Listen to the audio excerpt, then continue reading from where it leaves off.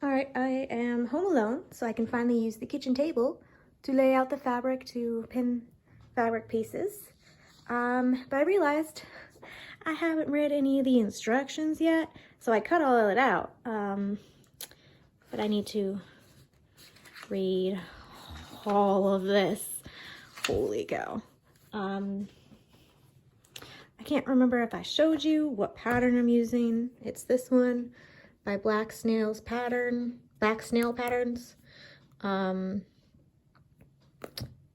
Yeah, so that's the pattern I'm using. I'm doing View B because I love that color.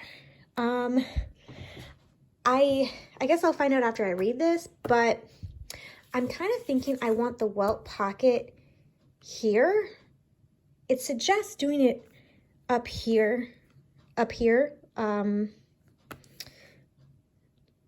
but I kind of want it down because I want it to be a watch pocket, but I don't know if that's a good idea because of the seam that'll be right here. I don't know, it's kind of hard to see on the picture, but like there's a seam right here for the dart.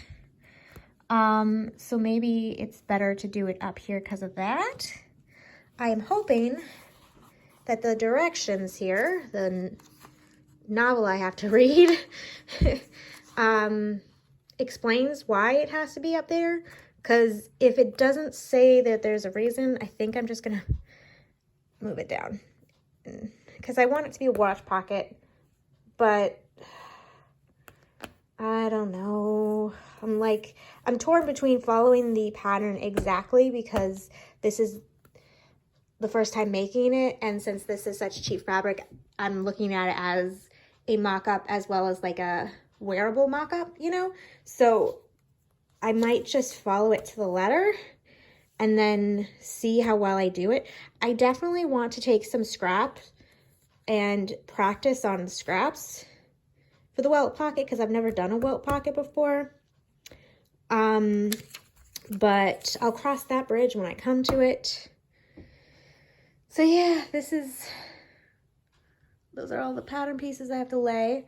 I definitely think I'm gonna have some leftover fabric because there's a ton. But then again, I haven't laid all of the pattern pieces, so it's hard to say right now. I'm also trying to find a hole puncher or something because there are certain markings that I have to mark on the fabric before I cut. Although I'm not quite sure where those spots are as of yet. I'm also debating on whether or not I want to do the back strap like this, mostly because I don't have the buckle, and I'm trying to decide if I'm too lazy to go and get some. I'm pretty sure I do have enough buttons, and I have enough scraps of this fabric that I think I'll cover it with fabric. I need to be careful to make sure that I'm using smaller buttons than the one I did for the skirt because that, with the fabric over it, made it way too big. Because I need something like, let's see, it says here. Oh, here it is. UB 10 buttons.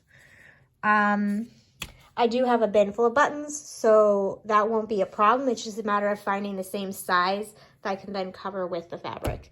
Because color and all that stuff doesn't matter. I'm covering it with fabric either way because I prefer that look. Is it more work? Yes. But when has that ever stopped me? Well, sometimes. Cut all of the fabric, or I did I pieced the pattern pieces together, I cut the pattern pieces, and then I cut the fabric and the lining and stuff yesterday. And now I have it out to sew. Feeling slightly overwhelmed by this. I just remembered, I think I might have a buckle in my thrifted buttons and other things, fasteners like that. So let's see. Okay, there's this one. It's a shell, which I might use, but if I'm remembering correctly, I thought I had a metal one. Check out these. That's like a Roman chariot. Yeah, you'd be surprised the amazing stuff you can find in a thrift store. All right, I'm gonna dig and see if I can find a metal one. If not, I guess I'll go with this one. Okay, I found enough buttons that are all the same size. They are slightly different in color. I don't know if it comes off on the camera. These are the buckles that I found. This looks like it's for an overall, but the other parts aren't here, so I don't know what I'll use that for, but I'll put that back. I found this really pretty buckle that I didn't know I had. So that's neat. I don't think I'll use it for this project, but now that I know it's there, I'll keep that in mind. So I guess I'll use this one. Here I have, oof, sorry, the light's horrible. These are the straps. I've sewed them. I haven't flipped them inside out, obviously. I may have to sew it smaller so it fits, and that's fine because you don't really, I mean, I followed the pattern, but since I have this buckle, I'll probably end up doing that. So yeah, I have the buttons, got the buckle. Now all I have to do is start sewing. I realized I haven't been filming. I got so focused on it.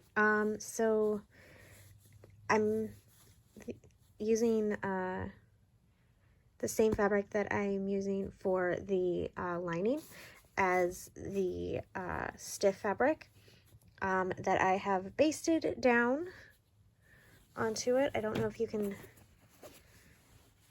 see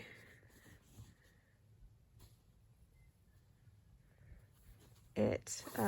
This lighting isn't the best. Is that better? Okay. This is all stitched down, and I have the collar lining, the part that'll be showing, sewed on. But there is a step that I forgot to do. Technically you're supposed to use like a twill tape. Oh, and I have it the other side attached on the top too.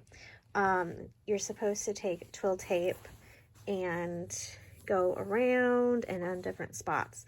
I did not do that because I didn't have any and I didn't feel like going out to get any. So I'm going to try to do without. I did not end up doing the welt pocket. I just decided it would be too much for me. So I'm not doing it with this one. Although I have a feeling I'm going to regret that. But yeah, so the step that I should have done, or that I need to do next, is where you hand sew this down to the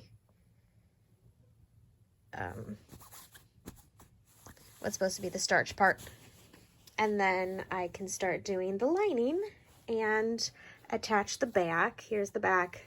That's the lining part, or the second part of the lining, because this is, here if I can show you, this is the bottom bit of the lining that you're supposed to do in the fashion fabric. That will be folded inside and like that. and then I can attach the back to it. I am still unsure about how it attaches to this part. I'm gonna admit, the instructions I do not understand very well. But I do need to base stitch this down to the back, although I do not have the buckle for that yet. But I am so close to being done. I did get the buttons that I wasn't able to film a lot of this because I was running out of memory, but I have the front and back attached. Can you see it? I have the front and back attached. I have it attached up at the thing. I hope that this is the right way to do it because it's so weirdly shaped. I'm not entirely sure. Now all that's left is the finishing touches of doing the lining and then the buttons, and I'll be finished. And then of course removing all of the basting stitches and top stitching. I have done the collar just because I needed it to be nice and crisp. And then I'll do the rest after I've finished the lining.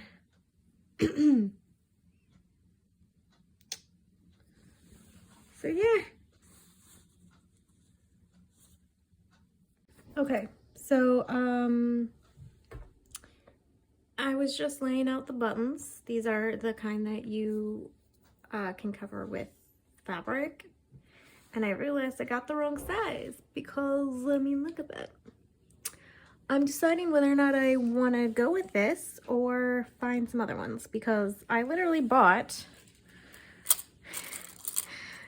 the packet to make it and I got the wrong size. I even double checked and I'm like, dang it, because these are size 48. I don't know if you can see the markings on there, which means it's 1 1/8.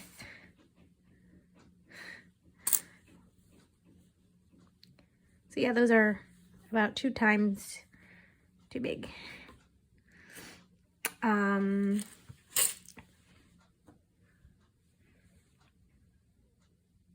Yeah, so that's a little frustrating.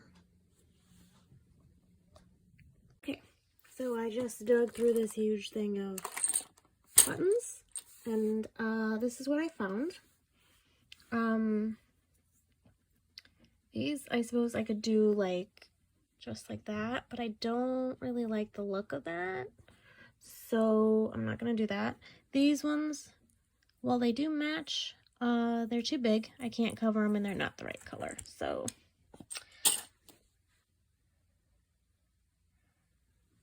I'm kind of leaning towards these ones because I like the idea of using random ones that don't have a lot of ones that match it and just using them up because then I can cover them with fabric. They're all the same size and they're all different colors, so I'll just take these away. But I like, I'm worried about the size of, like, if because these are kind of big and then they'll be bigger after I cover them with fabric. These ones are smaller, and so I'm guesstimating that they'll be about this size after the fabric is on. Let me see. These ones are actually just about the same size. Oh no, those ones are slightly bigger. Okay. So these ones are slightly smaller than those ones.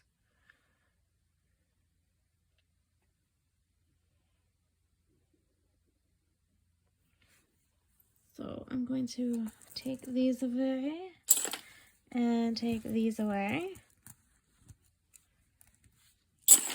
Okay, so it's between these two. Let's see, 2, 4, 6, 8, 10.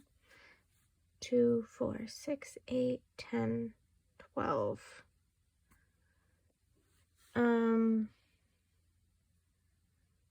I think I only need 10.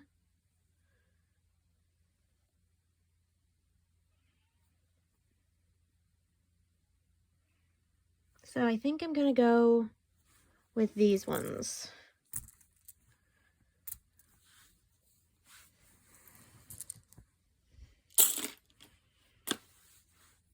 Okay, got that figured out. And that's, I only have a couple more, oh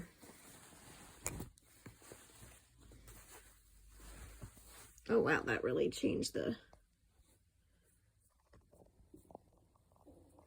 there. So I just have this one lining to do. I've actually found it really, so if you've watched my previous video and if you've watched this part, thank you. This is the 2-year project that I hinted at in that video.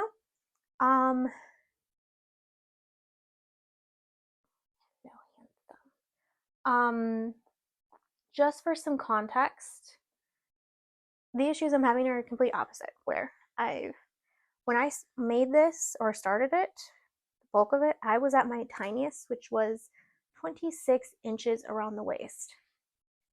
And right now, where I'm at, after having lost an inch and a half, I'm at 30 inches. So a good 4 inches too big to fit this. Just for context, I don't know if I'll keep that in. I might edit it out. Who knows? Not to mention, I finished this, I think, in February because I needed a break from the Civil War dress because I was having issues and I need a bit of a break. And then I remember this project and I was like, oh, I can start working on that. I don't know why. I thought there was more to do in this project than there actually was. So all I had to do was really finish the embroidering the buttonholes. Around this time, despite the fact that I have washed it and put it in the dryer so many times, the button-up shirt that I made to go with this, card up here if you want to watch that video. Even though I put it in the washer and the dryer like a million times, it decided that this was the time it was going to shrink and completely tear it apart. So I no longer have that shirt. It was one of my favorite shirts to wear. It was perfect because especially in the winter, I love wearing long skirts because it is an easier way to stay warm. And we live in minus 40 temperatures where we are during the winter. And so like me losing that shirt, I was upset about that. I was just like, oh my gosh, I've washed you so many times. But I found another one, I was gonna do it, and then it didn't fit. And I'm like, well, of course it didn't, because I started it 2 years ago and I've gained weight. I contemplated not even posting this video because I'm like, it was a complete and utter failure. Hold on, Zoe needs to come in. Similarly, I almost didn't post the evening bodice for that very reason, because it was like not finished, but also I'm like, but I don't know when I will be. And so to have 2 projects, even though they weren't started at the same time and like I had projects in between, just having 2 projects fail and then the shirt get destroyed, I feel very discouraged. Like to the point where I literally said to my sisters, you know what, that's it, I'm never gonna sew again. They laughed at me. as well they should, because that's a complete and total lie. I will always be sewing. It's literally like I'm either always sewing, always knitting, or always crocheting in my free time. Like literally, I do that all the time. In fact, I go to like Thanksgiving with family and they're like, "Oh, what project did you bring?" Because I always have a project with me. I always have a book in my purse and I always have a project with me. I'm just that kind of person. I have to have those things with me. Um so yeah. And I didn't want to post it because I'm like, ugh, I'm a YouTuber and it looks bad and all that. But then I was also like, you know what, maybe this is important because it's okay to fail.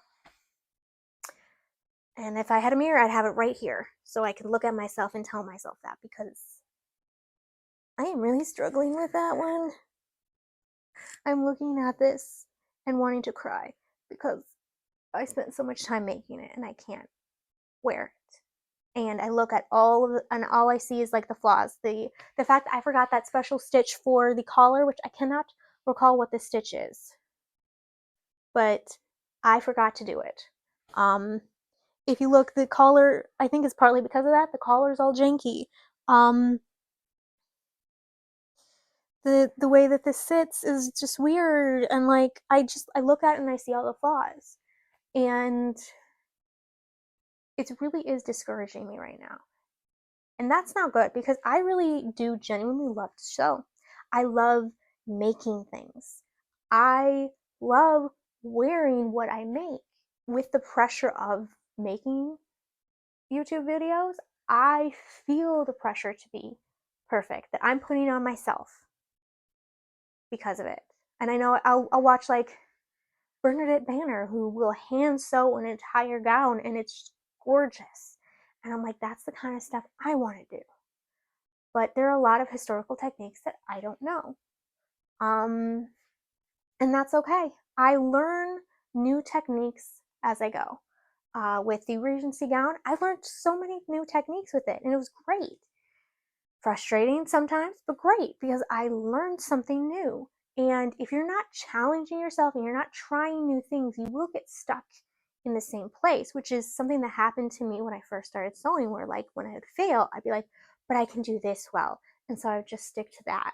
And then with this YouTube channel, I've tried to push myself out of that and do more things that I've like projects I really wanted to make. Since I saw Pride and Prejudice, I wanted to make a Regency gown, but I felt intimidated by it.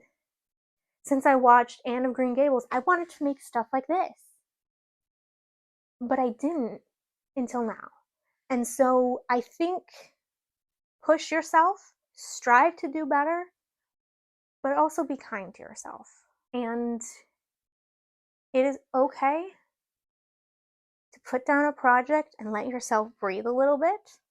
That's something that I need to be better at, because sometimes I'll just be like, no, I am going to power through it and I'm going to do it. And persistence is good, but knowing when to stop and walk away for a little bit to give yourself some room to breathe is fine too, especially because a lot of times when I do that, I'll come back with a fresh perspective and oh, you know what? This is what I need to do.